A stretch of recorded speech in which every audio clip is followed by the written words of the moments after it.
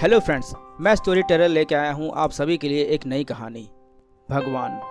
कहानी पर बढ़ने से पहले आप सभी से रिक्वेस्ट है कि प्लीज़ मेरा चैनल सब्सक्राइब करें और साथ में बेल आइकन है उसे ज़रूर दबाएं ताकि जब भी मैं कोई नई कहानी लेकर आऊँ उसका नोटिफिकेशन आपको मिलता रहे। तो आइए कहानी की तरफ चलते हैं। शाम का वक्त था और मैं अकेली सड़क पर घूमने के उद्देश्य से टहल रही थी। तभी देखा कि रवि अपनी बूढ़ी माँ के साथ कहीं जा रहा था। तो मैंने पूछा, अरे रवि, तुम कहाँ जा रहे हो? मैं अस्पताल में अपनी माँ को दिखवाने जा रहा हूँ। मैं कल आपसे आकर मिलता हूँ मैम। यह कहकर रवि चला गया। दूसरे दिन जब रवि आया तो मैं कुछ कह पाते उससे पहले ही वो कहने लगा, मैम, मैं अब पढ़ने नहीं आ पाऊँगा क्योंकि मेरे पास आपकी फ़ीस देने के पैसे नहीं हैं। पापा मुझे और माँ को छोड़कर चले गए हैं और अब माँ बहुत बीमार रहती है, तो जितना मैं कमाता हूँ सब उसके इलाज में खर्च हो जाता है। कहकर वो रोने लगा। मैंने उसको चुप कराते हुए कहा, रवि, तुम मेरे छोटे भाई जैसे हो, तुम्हें फीस देने की कोई ज़रूरत नहीं है और तुम इतना परेशान मत हो, भगवान एक दिन सब कुछ ठीक कर देंगे। मेरी बात सुनकर रवि गुस्से से बोला, कोई भगवान नहीं होता, ना ही कोई कुछ करता है, सब हमको ही करना पड़ता है। समय की नज़ाकत को समझते हुए मैंने उससे ज़्यादा कुछ नहीं कहा। थोड़ी देर बाद वो चला गया।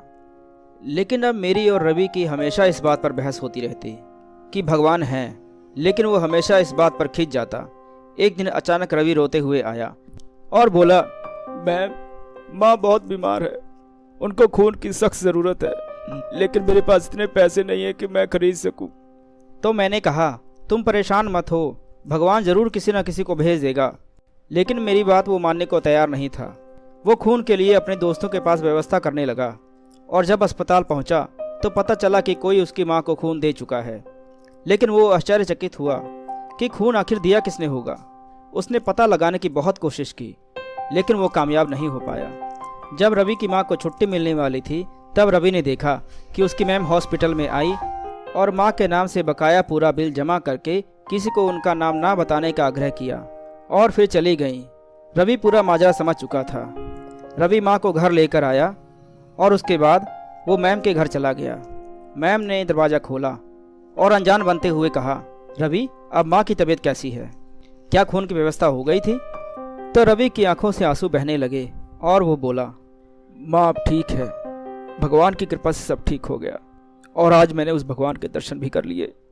तो फ्रेंड्स, आपको ये कहानी कैसी लगी प्लीज़ कमेंट में ज़रूर बताएं और अगर आपके पास भी कोई अच्छी कहानी है तो मुझे ज़रूर भेजें। मैं स्टोरी टेलर उसे अपने चैनल पर ज़रूर सुनाऊँगा।